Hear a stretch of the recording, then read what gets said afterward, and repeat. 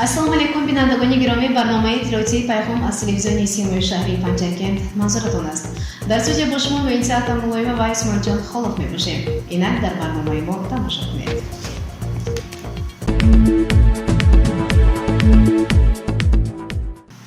رفتی کارهای بهاری صحرایی از جمله کشتی کارتوشکا در مد نظر رهبری مقامات اجرایی حاکمیت دولتی شهر پنجکند قرار گرفته است. گزارش اولین برنامه تلویزیونی پیغام از جمعیت دهاتی خلیفه حسن در همین باره آماده شده است و حالا پیشکش شما می‌گردد. جریان کشتی کارتوشکا و تدبیرهای فراوان‌السولی در این سمت پیوسته در مد نظر رهبری مقامات اجرایی حاکمیت دولتی شهر قرار دارد. در همین اساس رئیس شهر خالقزاده عبدالخالق از بعضی خودجوی دهقانی جوان دهاتی خلیفه حسن به عمل آورده با دهقانان متخصصان صحبت داشت. به رفت کش توجه کرد.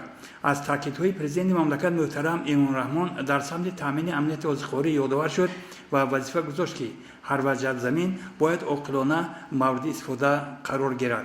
در جریان ملاقات متخصص ساحه کشاورزی جانشین دیرکتوری پایگاه تجربی انستیتوت زراعتکاری اکادمی علم‌های کشاورزی جمهوری تاجیکستان دلاور داغزاده اوید به استفاده دارو زهرخیمکات‌ها در مبارزه با حشرات ضرررسان فکر ملاحظه خویش را بیان داشت. بعدا رئیس شهر خالقزاده عبدالخالق از چند موضوعهای کشتی کارتوشکا دیدن نموده اظهار داشت که امروز آب و هوا برای سرعت بخشیدن کارها مساعد است و این عامل را باید ثمرناک استفاده برد. در جریان نوآورداری ما با استفاده از فرصت موافق با دلاور داغزاده همصحبت شدیم. مشکلی اساسی که امروزها دهقانان کارتوشکا پرور روبرو میشن این مبارزه بر ضد حشرات ها هست. طوری که دیدید در منظره پیشین کارتوشک تخمی پیش از شیناندن حتما با موادهای زهردارو کارکرد کرده شود، زیرا که این موادهایی که من در دستم دارم یکیش گاوچو سوپر میباشد. این برای مبارزه بر ضد گامبوسک کالرادی، سیمکرمک ها و دیگر شیرینچه و دیگر حشرات هایی که در آینده به کارتوشکا ضرر می آورند این داروی پیشگیری کننده است.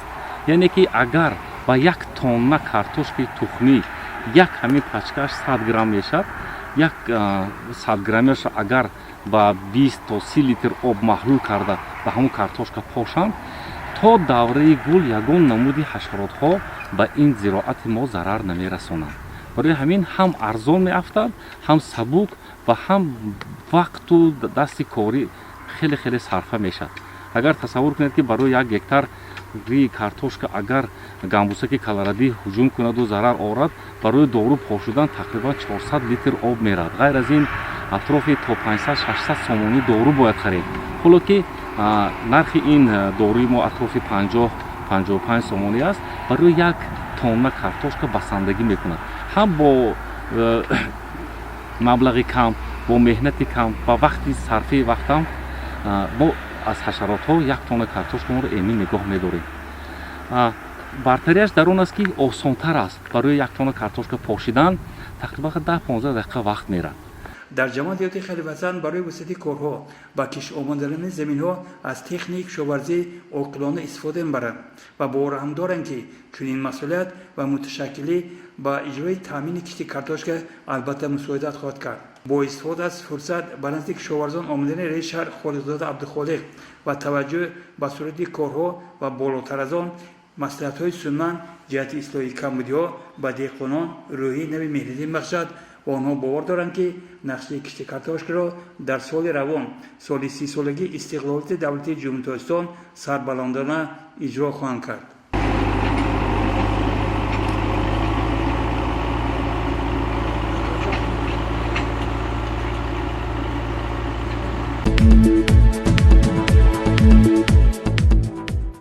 مسئله تامین آب‌های پلیسی تحت نظارت رهبری مقامات اجرایی حاکمیت دولتی شهر پنجکند و دیگر مسئولین قرار دارد. گزارش خبرنگاران ما درباره کارهای برقرارسازی سربند پایگاه آبکشی نیلوفر آماده شده است. یکی از عامل‌های اساسی سیرحاصلی برای کشتار باغات و زراعت‌ها تامین آب‌های پولیزی میباشد. این مسئله تحت نظارت بیواسطه رئیس شهر پنجکین خالقزاده عبدالخالق صنعتبر قرار گرفته. او پیوسته با رفت کارهای تعمیری و آمادگی شبکه‌های آبرسانی و کانال‌ها با موسم نو کارهای نظارتی را پرزور می‌نماید. یکی از پایگاه‌های کلانترین در شهر پنجکین پایگاه آبکشی نیلوفر به شمار می رود. با پس شدن سطح دریای زرافشان سال روان با این پایگاه جاری نمودن آب با مشکلات خیلی زیادی روبرو گردید. تحت نظارت و سپارش بی‌واسطه رئیس شهر پنجکین خالقزاده عبدالخالق برای سری وقت با آب تامین نمودن کشتار و باغات توسط پایگاه آبکشی نیلوفر یک استاد دائم عمل کننده فعالیت نموده. امروزها کارهای برقرارسازی سربند پایگاه آبکشی نیلوفر با مرام ادامه دارد. اینجا از تکنیک و مکانیزم ها و نقلیات های مقتدر استفاده نموده متخصصان ساحه از جمله اداره دولتی بهداشت زمین و آبیاری شهر پنجکین تصمیم گرفتند که در مدت کوتاه برای برقرار نمودن سربند پایگاه آبکشی نیلوفر و مورد استفاده قرار دادن آن تدبیرهای مشخص را عملی سازند. در این باره سردار اداره بهداشت زمین و آبیاری شهر پنجکین خرمامراد عثمانوف به ما چنین اطلاع داد. سال گذشته در همین وقت از روی مشاهده متخصصان 150 متر مکعب در دریای زرافشان آب بود. حالا باشد همگی نزدیکی 45 متر مکعب است که 3 مرتبه کم است. از همین سبب در همه پایگاه‌هایی که از دریای زرافشان آبیاری کرده میشن سطح آب از سبب پس بودنش نبرآمده ایستاده است. و حالا یکی از پایگاه‌های آبکشی نیلوفر که 1.6 متر مکعب آب میگیرد تحت رهبری محترم رئیس شهر استاد دائم عمل کننده تشکیل کرده شده است و امروز روز 4 است که در اینجا تکنیک‌ها کار کرده ایستادند و از پی بستن آب است و ما حرکت کرده ایستادیم که روزهای نزدیک تمام همین استعمالگران را با پررگی با آب پولیزی تامین نماییم. مورد ذکر است که رئیس شهر خالقزاده عبدالخالق با رهبریت اداره دولتی بهداشت زمین و آبیاری و دیگر مسئولین دستور داد که باید با گرمشوی هوا در همه منطقه های شهر و دهات پنجکین تامین آبهای پولیزی در مد اول قرار گیرد. وابسته به این مسئله خرمامراد عثمانوف پیرامون آمادگی شبکه های آبرسانی از جمله اظهار داشت. این سال ما با 11 عدد اساساتی استفاده برندگان آب برای آبیاری نمودن زیاده از 15,000 گکتار زمین شرطنامه بستیم و در عین زمان 6 کانال ماگیسترالی و 18 پایگاه آبکشی که در موازنه ما است برای آب دادن به کار آماده نمودیم و حالا پایگاه های آبکشی یوری 1 یوری 2 دوپلا لیلینگراد 1 لیلینگراد 2 آماده کارند. بغیر از این در کانال های خودجاری که در موازنه ما می باشد به مانند کانال مرغدار، توسانکوریس، خلیفه حسن، ایشون، سرازم و کشتودک آب سر دادیم ولی یک مشکلی در اینجا پیدا شد وابسته با پس شدن حرارت هوا و کمبارش آمدن سال در دریاها دیبیت آب کم می باشد به مانند دریای موقعان دریا که شاخاب زرافشان است. در عین زمان با ما برای آبیاری نمودن 3 کانال خلیفه حسن، توسانکوریز و ایشان 11 متر مکعب آب ضرور است. در نتیجه حساب کردن مقدار آب از طرف متخصصان معلوم گشت که در عین زمان در موقعان دریا همگی 4 کوب آب وجود دارد که 2.5 مرتبه کم است. بغیر از این در کانال کشتود که از اون کانال барғедар обёрӣ карда мешавад. Ба ҷои 6 метри мукааб ҳамагӣ 3.1 метри мукааб об вуҷуд дорад. ин маънои онро дорад ки аз рӯи талаботи мо қариб 2 маротиба дебити дарёҳо кам мебошад. дар ин маврид мо бо маслиҳати мутахассисони идораи кишоварзӣ байни каналҳо ба навбат кардем ва ҳоло об дар канали Халифа Ҳасан 2.2 метри мукааб, дар канали Эшон 1 метри мукааб, дар канали Туҳсанкорез об нест. дар канали Барғедар бошад ба ҷои 6 метри мукааб ҳамагӣ 3.1 метри мукааб об аст ки ин аз миқдори талаботи об 2 маротиба кам ва ин ба он расонда истодааст ки ассотсиатсияи истифодабарандагони об на ҳамаи истеъмолгарони обро ба пуррагӣ таъмин карда истодаанд. дар асоси дастуру супоришҳои раиси шаҳр Холиқзода Абдухолиқ, шахсони мутасаддӣ вазифадор шуданд ки дар муддати хеле кӯтоҳ барои таъмини обҳои полизӣ аз тамоми имкониятҳо самаранок истифода намоянд.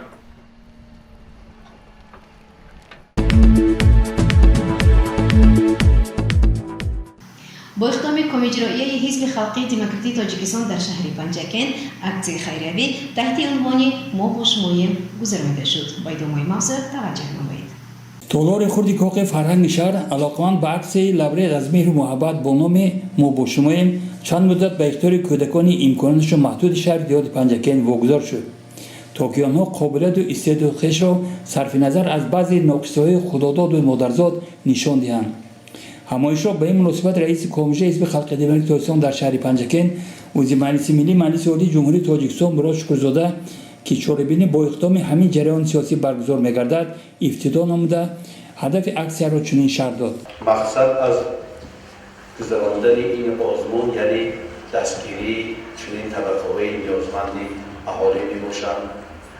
مقصد دریافت استعدادها، دریافت ذهن آنها و معرفی کردن آنها در جامعه می باشد. طور شما آگاه هستید هر یک انسان در ضمیرش یک استعداد، یک هنری نهفته دارد و مقصد جامعه از آن عبارت است که ما باید که همین استعدادهای نهفته را روی کار بیاریم و آنها را در جامعه امروزه معرفی کنیم. سه شرط آزمون: مهارت سخنرانی و شعرخوانی، نواختن اسباب موسیقی و سراییدن سرود کودکان را از گوشه کنار شهر دیاد پنجکن به هم آورده بود و آنها صرف نظر از بعضی محدودیت‌ها آنقدر کوشش به خرج می‌دادند که کس حیران می‌شد و بار دیگر درک می‌ساخت که قابلیت، استعداد، مهر، محبت و بالاتر از همه کوشش برای بهترین بودن در نهاد آنها سرچشمه می‌گیرد از خواست و قدرت خداوندی. سحرگاهان که بلبل در هوا شد، گل اشاد بشکفت و انجوا شد. شما ای بلبلان باغ مکتب، سحرگاهان نباید بود پرشد. شبی جوشتوی بارانی، کوبه مردن حیوان آمد. دانه نشکی ستارها، در دیر باغان بیان آمد.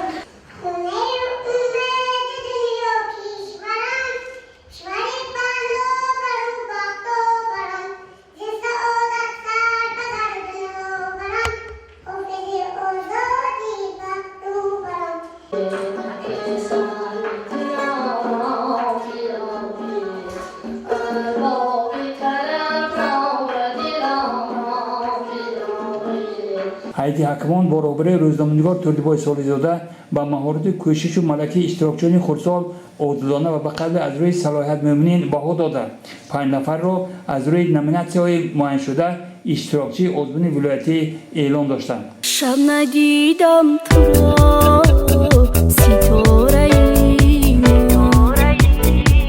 شعله‌ور در هوا ستاره‌ای در حسابی ستاره‌های فضا در حسابی ستاره‌های فضا به تو کردم خطا ستاره‌ای бинандагони гиромӣ ёдовар мешавем ки барномаи алоҳида аз аксияи мо бо шумоем намоиш дода мешавад.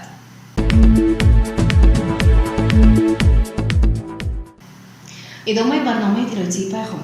бо мақсади татбиқи сиёсати пешгирифтаи асосгузори сулҳу ваҳдати миллии пешвои миллат президенти ҷумҳурии тоҷикистон муҳтарам эмомалӣ раҳмон ва дастуру супоришҳои раиси вилояти суд раҷаббой аҳмадзода ва тибқи нақша чорабинҳои мақомоти иҷроияи ҳокимияти давлатии шаҳри панҷакент бо сокинони маҳаллаҳои башанӣ гулистон қоқурӣ шафтугузор дар муассисаи таҳсилоти миёнаи умумии рақами 3 ва бонуони маҳаллаҳои сои мисрак, сои зебон, зардугузор, рӯдакӣ дар маҷмӯаи фарҳангии эҷодии Кохилои Иқшаравӣ, гурӯҳи кории мақомоти иҷроияи маҳаллии ҳокимияти давлатии шаҳри Панҷакент мулоқот доир намуданд. Хабарнигорони мо аз ин мулоқотҳо гузориш омода намуданд.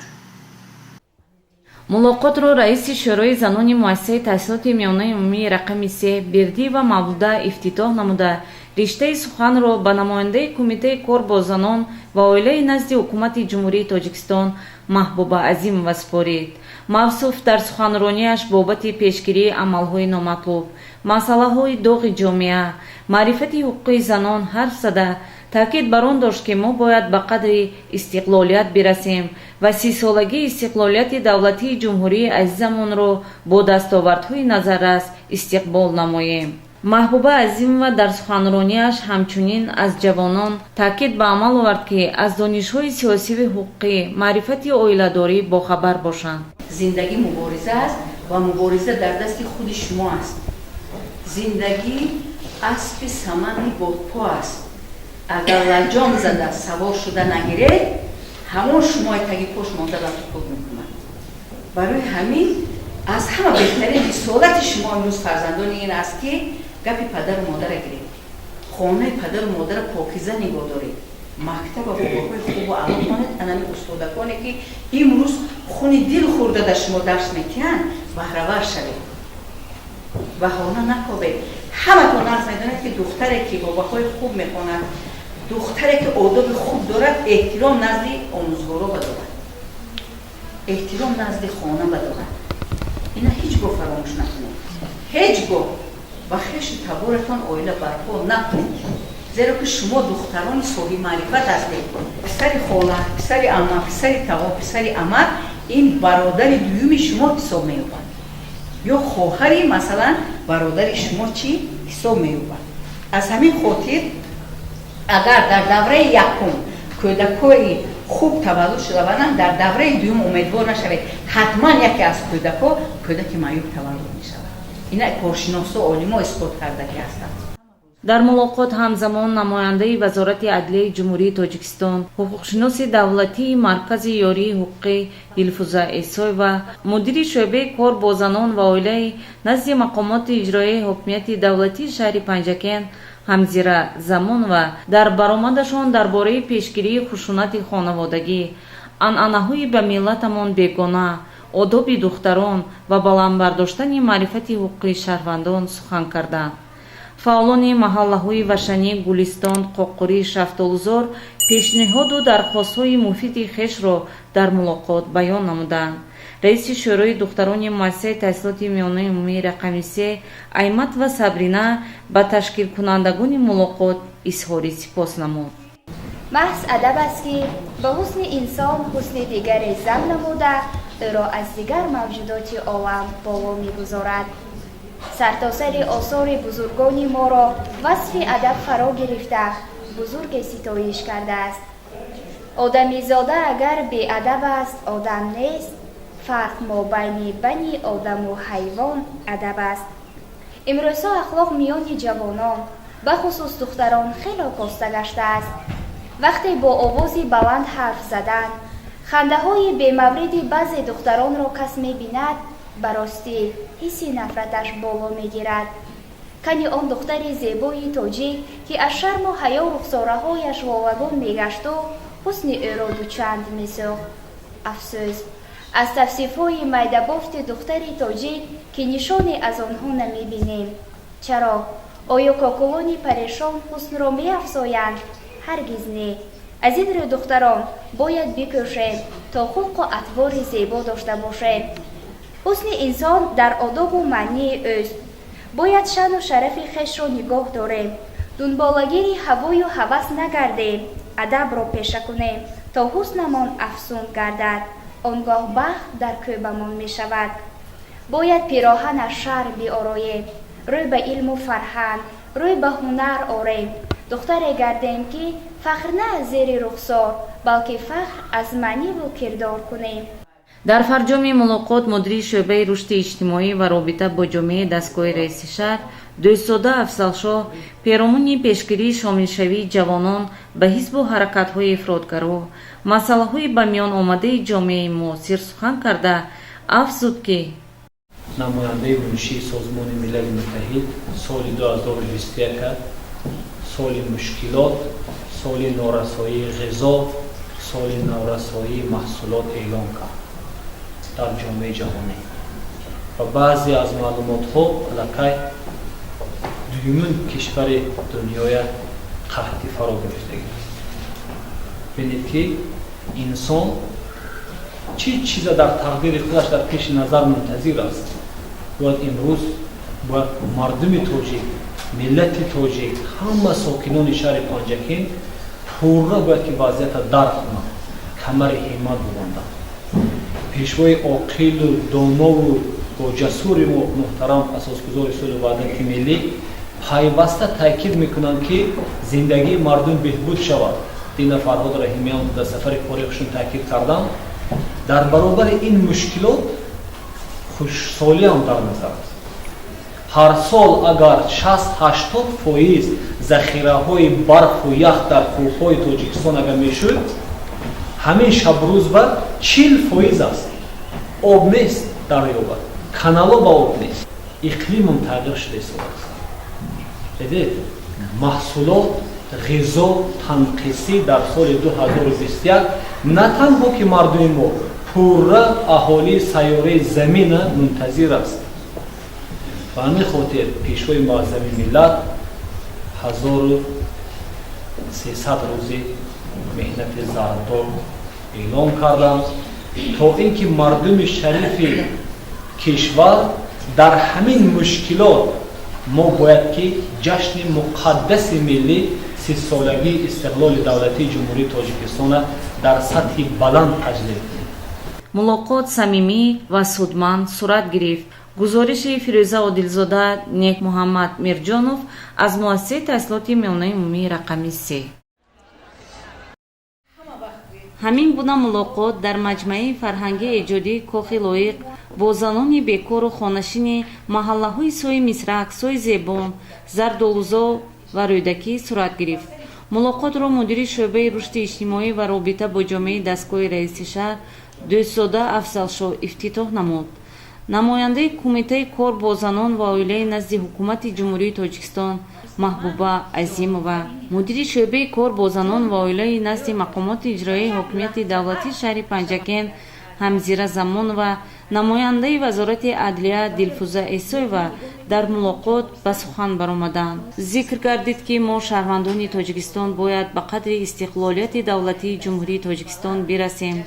дар маҷрои ҷаҳонишавӣ бо дарки масъулият дар татбиқи қонунҳои ҷумҳурии тоҷикистон дар бораи масъулияти падару модар дар таълиму тарбияи фарзанд, дар бораи пешгирии зӯроварӣ дар оила, дар бораи танзими ҷашну маросим саҳмгузор бошем, зеро ҷомеаи ҷаҳонро хатарҳои гуногун ва таҳдидҳои сиёсӣ фаро гирифта истоданду гаравидани шаҳрвандони тоҷикистон ба ҳизбу ҳаракатҳои ифродгаро ба мушоҳида мерасанд. занон ки пойдевори оила ҳастанд бояд фарзандонро дар рӯҳияи меҳнатдӯстӣ, масъулиятшиносӣ, ватандӯстӣ, худогоҳии миллӣ, хештаншиносӣ тарбия намуда онҳоро ба корҳои созандагиву ободкорӣ раҳнамон созанд. мулоқот судманд гузашт ва онро мудири шӯъбаи рушди иҷтимоӣ ва робита бо ҷомеаи дастгоҳи раиси шаҳр дӯстзода афзалшоҳ ҷамъбаст намуд.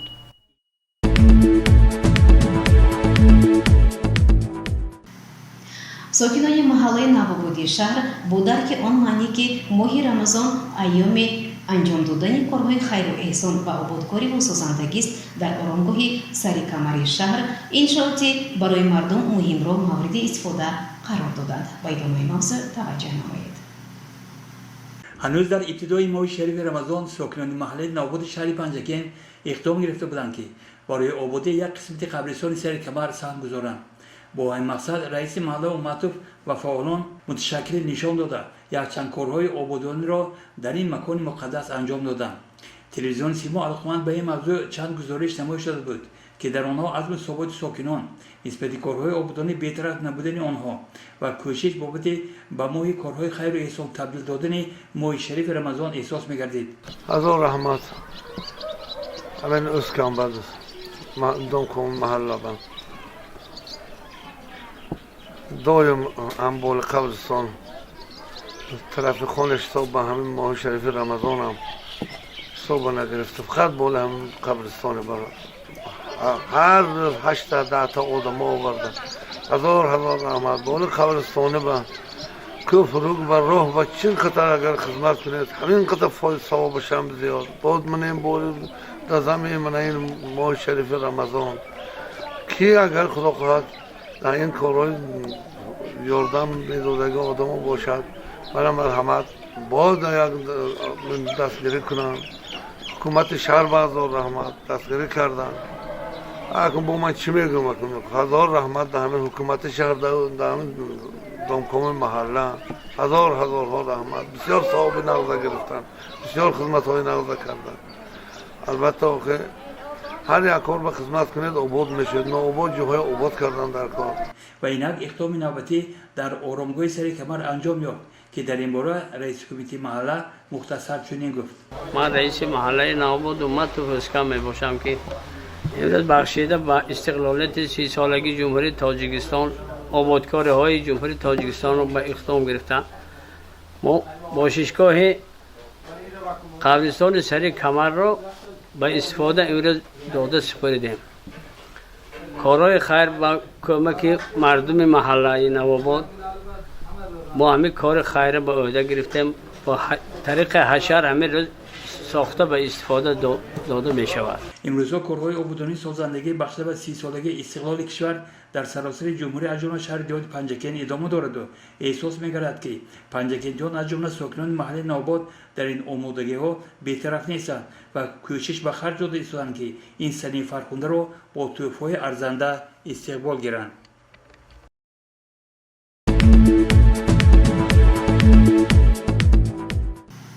ادامه برنامه در پرتب تدبیرهای مقامات اجرایی حاکمیت دولتی شهر پنجکند از طرف مسجد جامع مرکزی شهر و قسم سرحدبانی یک مقدار مواد خوراک دسترس کرده شد.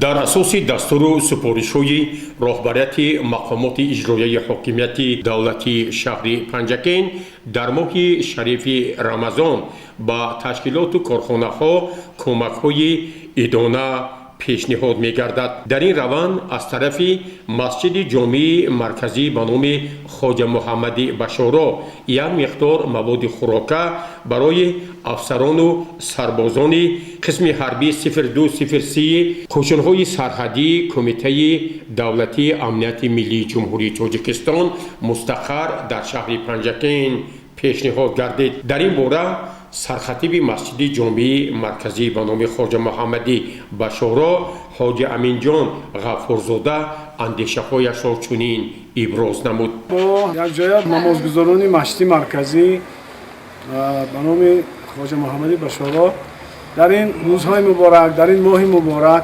سهم گرفتیم که یک هدیه خود را یک هدیه دانه گوییم در ماه شریف رمضان برای اسفران هدیه کنید. البته پیغمبر ما صلی الله علیه و سلم خودشان یک مرد سخی بودند و در ماه شریف رمضان باز هم سخی‌تر و سخاوتمندتر بودند. موادی که کمک میکنیم 20 خلطه کارتوشکا، 4 خلطه سبزی، 2 خلطه برنج و 6 روغن. یک مقدار مواد خوراکی که از طرف مسجد مرکزی جدا شده بود با قسم سرحدبانی وارد گردید. معاون سردار اتریاد سرحدی وادی زرافشان پالکونیک نصرت الله کریموف عرض سپاس خویش را از جمله چنین ارزیابی کرد. ما از نام رهبریت ҳуқуқшуноси сарҳадии Кумитаи давлати амнияти миллии ҷумҳурии Тоҷикистон ва аз номи шахсан роҳбарияти қисми ҳарбӣ миннатдорӣ хешро ба ҳокимияти шаҳри Панҷакент баён менамоем, ки имрӯзҳо бахшида ба ҳами арафа барои хубтару беҳтар кардани хӯроки ҳаёти шахсӣ кӯмаки худро расонида истодаам. дар идомаи суҳбат ҳоҷи Аминҷон Ғаффорзода изҳор дошт, ки мо чунин кӯмакҳоро то охири моҳи шарифи Рамазон идома медиҳем. ин ҳоли аввалин иқдом аст. бо иншоаллоҳ аз садақаи фитр дигар имомхатибо бо дигар қисмҳои ҳарбива бо иншоаллоҳ ёрдам мекунанд. чизе дар боло зикр кардем, ин рӯзҳо муқаддас аст.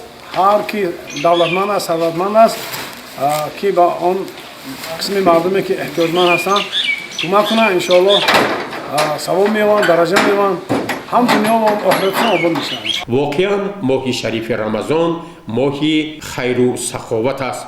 мо умед мекунем, ки сокинони шаҳру деҳоти Панҷакент, роҳбарони ташкилоту корхонаҳо дар ин моҳи муборак ба шахсони ниёзманд, оилаҳои камбизоат, он ташкилоту муассисаҳое ки имрӯз ба кӯмак ниёз доранд, ҳаматарафа мусоидат мекунанд ва ин яке аз талаботи моҳи шарифи Рамазон мебошад.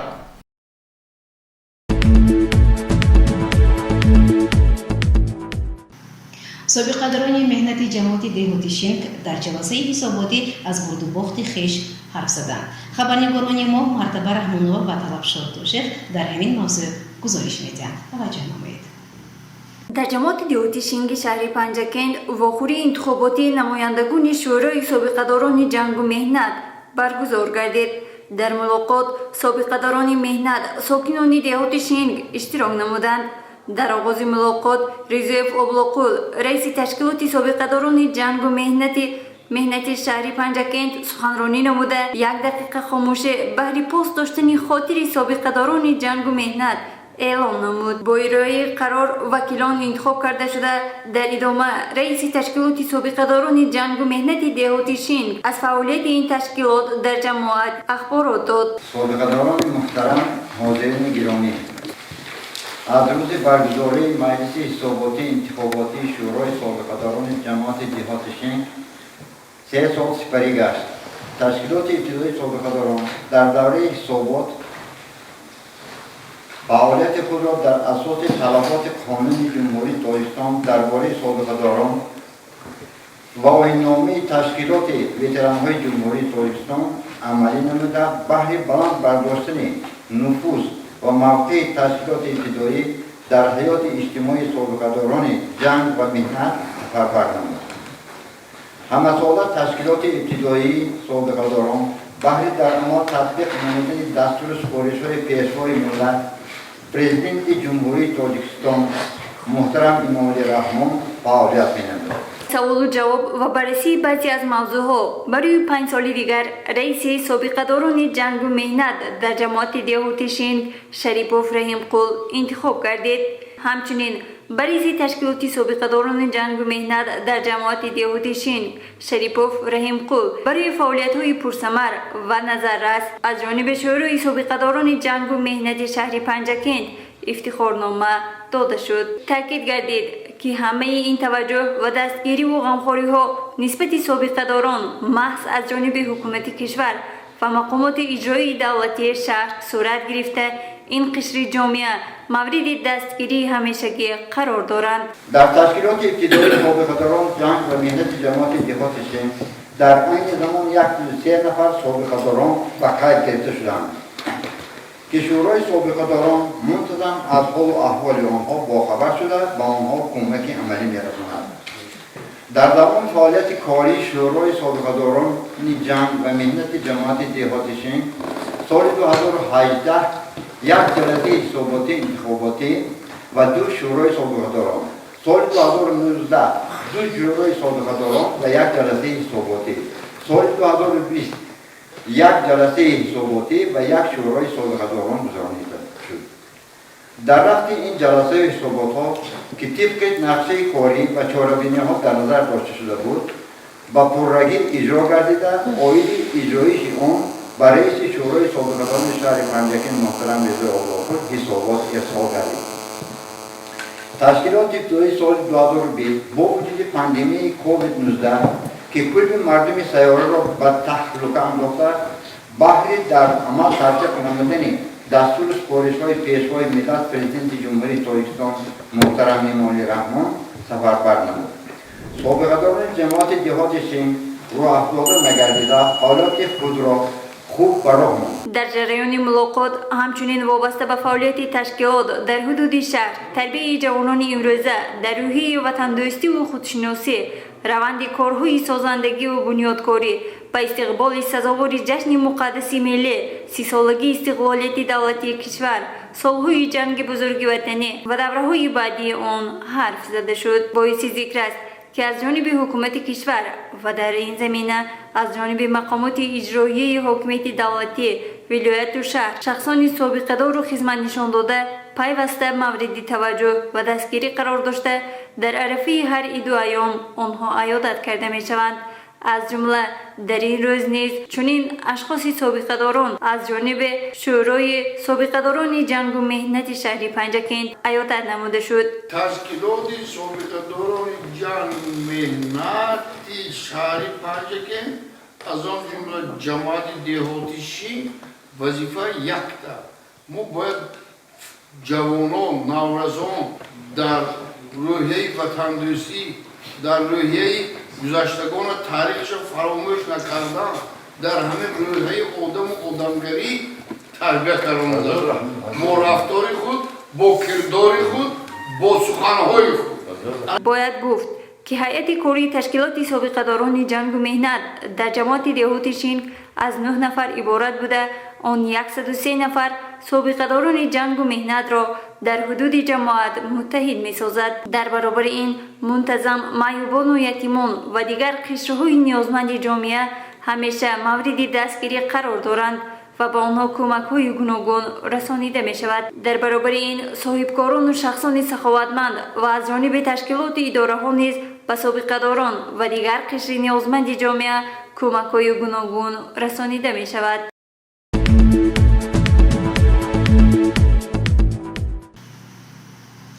بینندگان گرامی، در همینجا برنامه تلویزیونی پیغام به پایان میرسد. برای هر یک شما تنسیتین خوشبختی را خواهیم. تا برنامه دیگر شب پیروز باشید. خیر.